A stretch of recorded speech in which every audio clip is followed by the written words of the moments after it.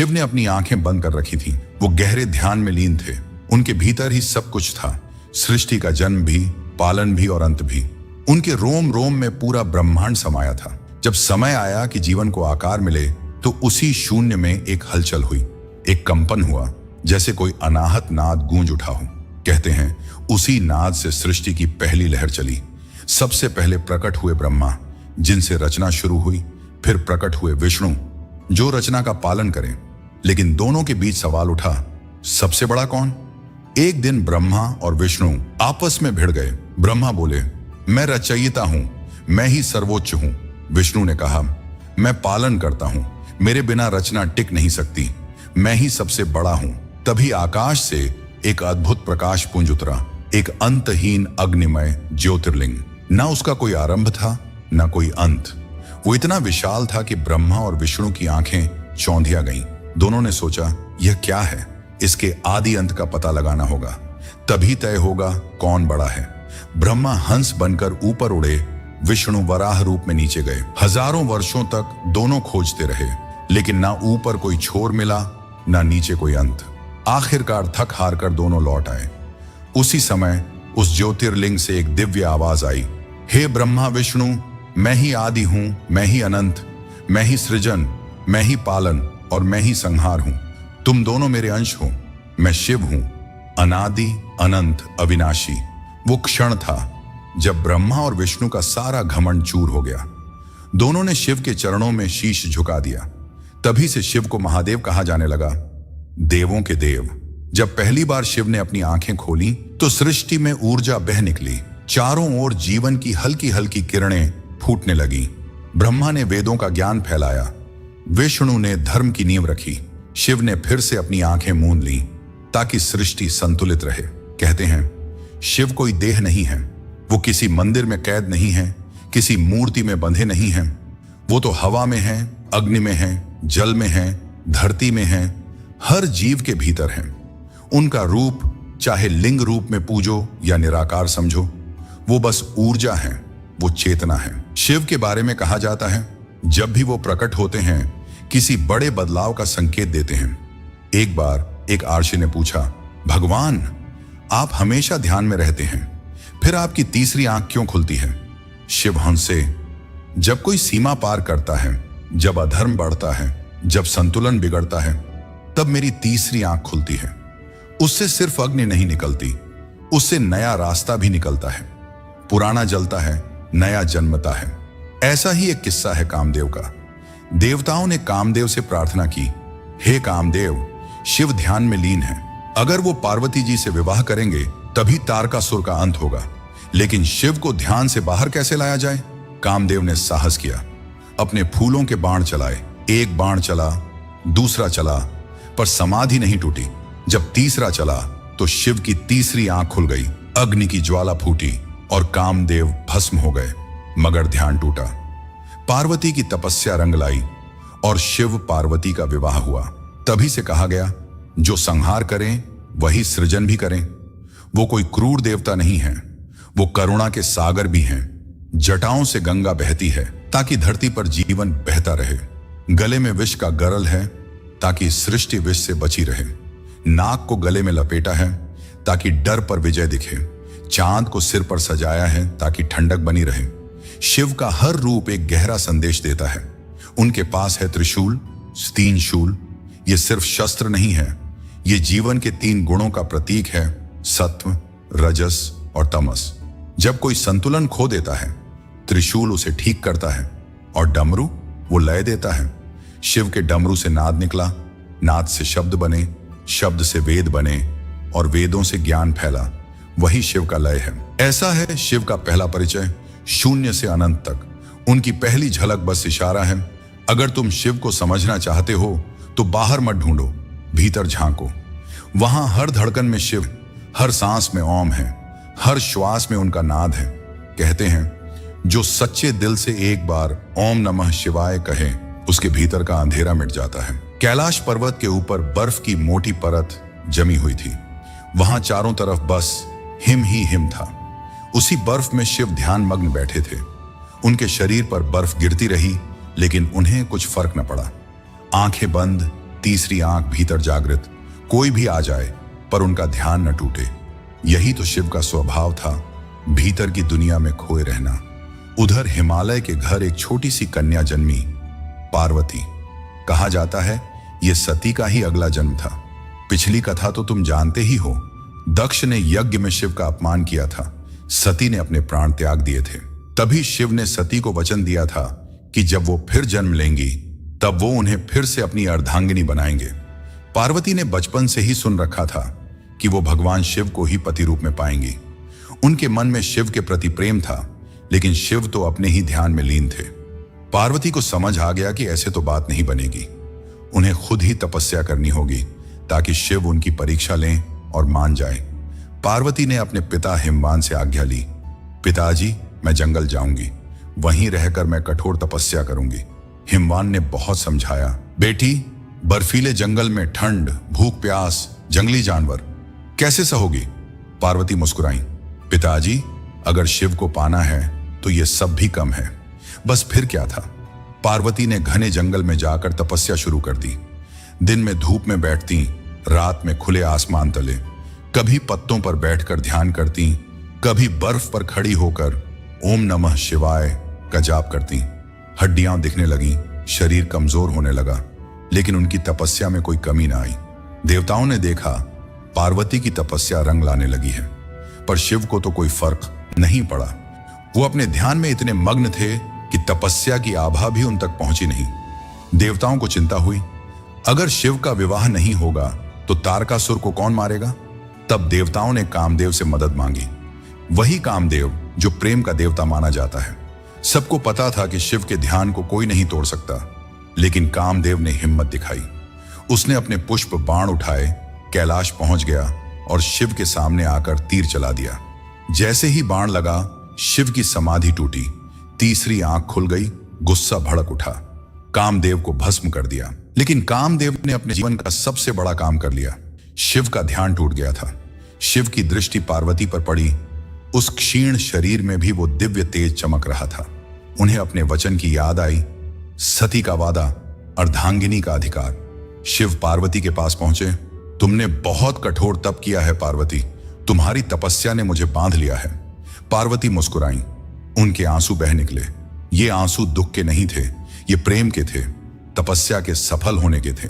फिर एक दिन सब देवता, आर्षि मुनि और गंधर्व कैलाश पर इकट्ठे हुए। भस्म लगाए, बाघंबर पहने शिव घोड़े पर नहीं, बैल नंदी पर सवार होकर बारात में निकले। बारात विचित्र थी। भूत प्रेत योगी गण सब नाचते गाते आगे आगे चल रहे थे। हिमवान ने बड़े आदर से शिव का स्वागत किया, पार्वती को विदा किया और पूरे ब्रह्मांड ने देखा कैसे तपस्या, प्रेम और विश्वास से शिव शक्ति फिर एक हो गए। शिव और पार्वती का यह विवाह सिर्फ पति पत्नी का नहीं था, ये दो ऊर्जा का मिलन था, सृजन और संहार का संतुलन। तभी तो कहा जाता है, जब भी तुम्हारे मन में कोई इच्छा सच्चे दिल से उठे तो बस उसे तपस्या की तरह साधो, एक दिन शिव जरूर मिलेंगे।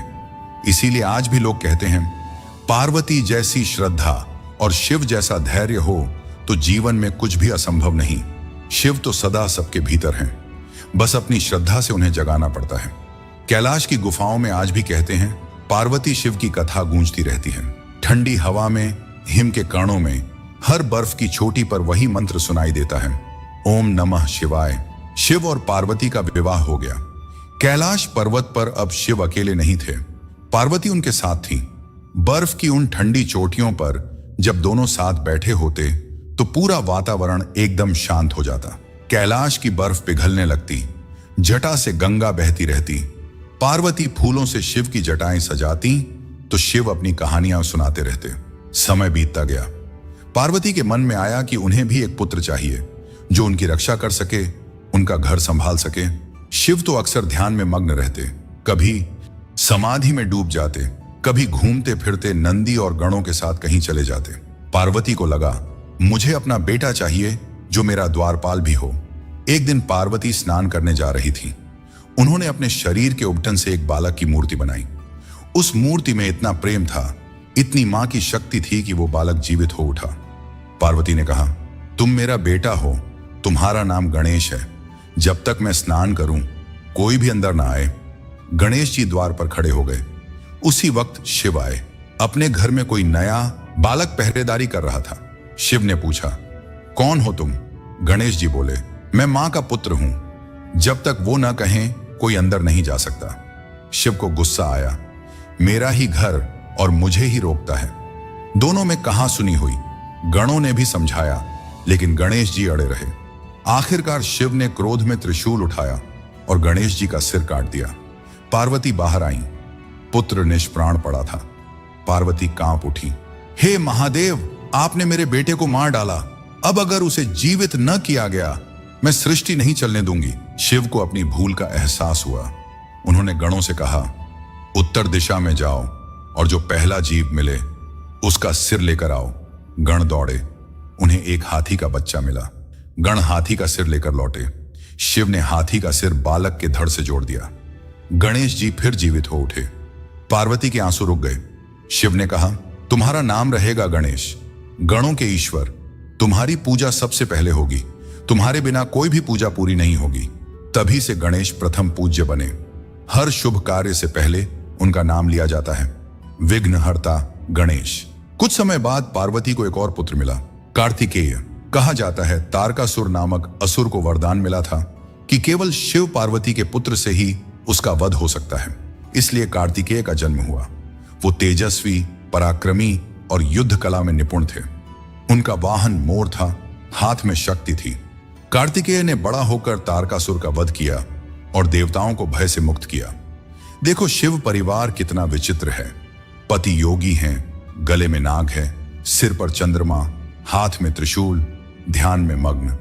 पत्नी पार्वती हैं, प्रेम, शक्ति और तप की देवी। पुत्र गणेश, शुभता और ज्ञान के देव। पुत्र कार्तिकेय, वीरता और विजय के प्रतीक। वाहन नंदी बैल है, साथ में गणों की टोली, भूत प्रेत योगी सिद्ध। यह परिवार सिखाता है प्रेम भी हो, युद्ध भी हो, ज्ञान भी हो, मौन भी हो। यही तो जीवन का संतुलन है जो कैलाश में है। कैलाश में जब रात होती है, चांद शिव की जटाओं पर झिलमिलाता है, गंगा कलकल करती है और पार्वती अपने पुत्रों को कहानियां सुनाती हैं कि कैसे भक्ति, श्रद्धा और विश्वास से सब संभव है। शिव मुस्कुराते हैं। त्रिशूल एक ओर रखा है, डमरू से नाद निकलता है। उस नाद में वही अनाहत मंत्र गूंजता है जो हर संकट हरता है, हर अंधकार को मिटाता है। और वो मंत्र है ओम नमः शिवाय। लंका के स्वर्ण महल में बैठा था रावण, राक्षसों का राजा। बहुत शक्तिशाली, विद्वान, शूरवीर। उसे वेदों का ज्ञान था, संगीत में निपुण था, शास्त्र और शस्त्र दोनों में माहिर। लेकिन उसमें एक कमी थी, उसका घमंड। उसे लगता था वो किसी से कम नहीं। रावण ने अपनी शक्ति बढ़ाने के लिए कठोर तपस्या की। कई हजार वर्षों तक वह हिमालय की चोटियों पर ओम नमः शिवाय का जाप करता रहा। उसने अपना सिर काट काट कर यज्ञ में चढ़ा दिया। 10 सिर काटे, हर बार नया सिर उगाता। शिव प्रसन्न हुए और वरदान दिया, तू बलवान रहेगा, कोई तुझसे सीधे युद्ध में हार नहीं पाएगा। रावण का घमंड और बढ़ गया। एक दिन उसने सोचा, शिव कैलाश में रहते हैं, मैं लंका का राजा हूं, मुझे उनका कैलाश चाहिए। उसने अपनी ताकत से पूरा कैलाश पर्वत उठाने की कोशिश की। जैसे ही कैलाश डोलने लगा, पार्वती घबरा गई। शिव मुस्कुराए और अपने पैर का अंगूठा कैलाश पर दबा दिया। पूरा पर्वत फिर से स्थिर हो गया। रावण उसके नीचे दब गया। जितना बल लगाता उतना दबता जाता। कई वर्षों तक वो वहीं फंसा रहा। आखिर उसे अपनी गलती समझ आई। रावण का घमंड चूर हुआ। वही रावण जिसने कैलाश उठाया था, अब शिव की शरण में था। उसने अपने पंजे से वीणा बनाई, उसकी नसें फटी, उन्हीं से तार बनाए। फिर वहीं बैठकर उसने शिव की स्तुति की, वही प्रसिद्ध शिव तांडव स्तोत्रम। उसके हर शब्द में था शिव का रौद्र रूप, उनकी जटाओं में बहती गंगा, डमरू की ध्वनि, तीसरी आंख से निकलती अग्नि, नटराज का तांडव। वो स्तोत्र इतना सुंदर था कि शिव स्वयं प्रसन्न हो गए। उन्होंने रावण को क्षमा कर मुक्त कर दिया। उस दिन रावण ने जाना, शक्ति कितनी भी हो, अगर अहंकार साथ हो तो विनाश निश्चित है। भक्ति में झुकना पड़े तो झुको, तभी शिव प्रसन्न होते हैं। रावण को भले ही राक्षस कहा जाए, पर उसकी भक्ति आज भी शिव तांडव स्तोत्र में अमर है। कैलाश पर्वत पर आज भी कहा जाता है, जब हवा बहती है तो उसमें रावण की वही वीणा बजती है। शिव अपने डमरू से उस संगीत को लय देते हैं। पार्वती मंद मुस्कान बिखेरती हैं, गणेश कान हिलाते हैं, कार्तिकेय अपनी शक्ति चमकाते हैं। ये प्रसंग सिखाता है ज्ञान, शक्ति, तपस्या अगर अहंकार से भरे हों तो भारी पड़ते हैं, पर जब वही चीजें भक्ति में बदल जाएं तो शिव हर पाप धो देते हैं। वो अपने किसी भी सच्चे भक्त को अकेला नहीं छोड़ते, चाहे वो कोई भी हो। गंगा की तरह शिव सबको शुद्ध करते हैं, चंद्रमा की तरह सबको शीतल करते हैं।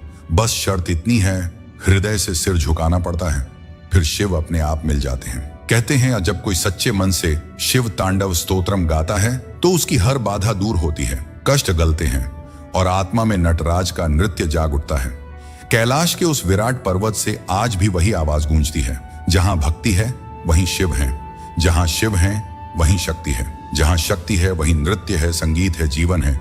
और उस नृत्य के हर थाप में गूंजता है ओम नमः शिवाय। दोस्तों, यदि यह कथा आपको अच्छी लगी हो तो ऐसी ही और आध्यात्मिक कहानियों के लिए हमारे चैनल दिव्य ज्ञान कथा को लाइक करें, सब्सक्राइब करना ना भूलें और अपने विचार कमेंट में जरूर बताएं।